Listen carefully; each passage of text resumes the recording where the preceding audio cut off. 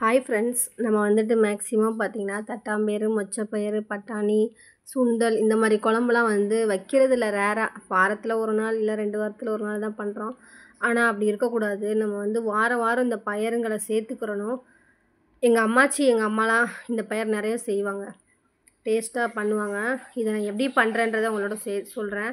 நைட்டே வந்து இந்த மாதிரி ஊற வச்சுருங்க. எந்த பயிர் வச்சாலுமே ஊற வச்சுருங்க.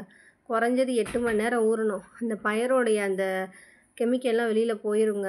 ஃபஸ்ட்டு வந்துட்டு காஃபி குடிச்சிக்கலாம்.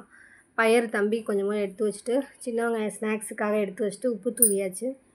அதுக்கப்புறம் பார்த்திங்கன்னா கோஸ் பொரியல் சாதம். இந்த எண்ணெய்க்காக தான் இதை வந்து சொல்கிறேன். எண்ணெய் வந்து எங்கள் அம்மா செக்கில் ஆட்டின எண்ணெய் வந்து ஊர்லேருந்து வாங்கி கொடுத்துடுவாங்க. தங்கம் மாதிரி மின்னுது பாருங்களேன், சூப்பராக இருக்குங்க. ஃபஸ்ட்டு வந்துட்டு ஒரு பாத்திரத்தை வச்சுக்கோங்க. எண்ணெய் நல்லெண்ணெய் ஊற்றிக்கலாம்.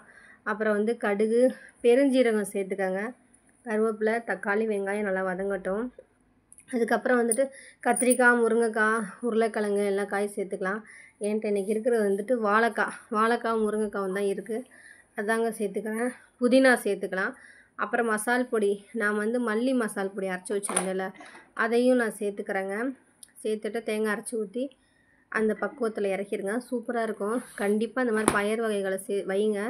அது ரொம்ப நார் சத்து நிறைய இருக்குது, ரொம்ப நல்லது.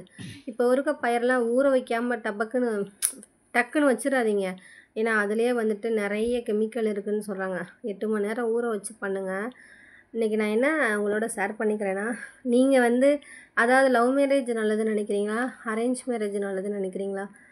அதாவது 2 மேரேஜுமே வந்து ஒரு சிலர் வந்து லவ் மேரேஜ் சொல்லுவாங்க.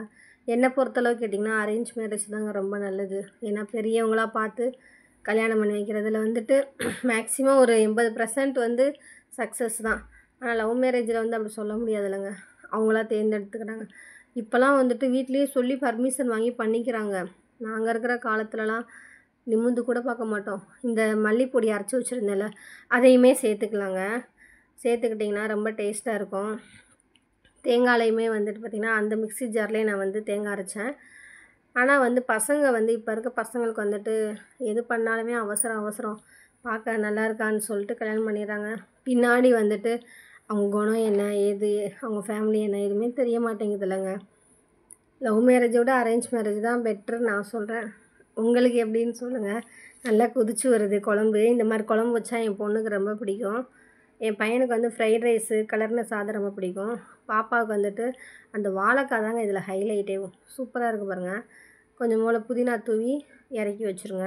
சூடான சாதத்துக்கு, தோசைக்கு, சப்பாத்தி கூட சூப்பராக இருக்குங்க. ட்ரை பண்ணுங்கள். சாப்பாடு வேலை ஒரு வழியாக தட்டாம்பயிறு டேஸ்ட்டாக ரெடி பண்ணி வச்சுட்டேன். பாப்பாவை போய் காலேஜில் விட்டுட்டு வரணும்.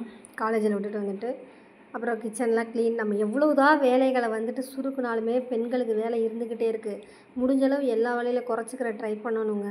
நமக்கும் கொஞ்சம் ரெஸ்ட்டு தேவை. நமக்கும் மைண்டுக்கு ரிலாக்ஸன்ஸு கண்டிப்பாக தேவை. பாய்.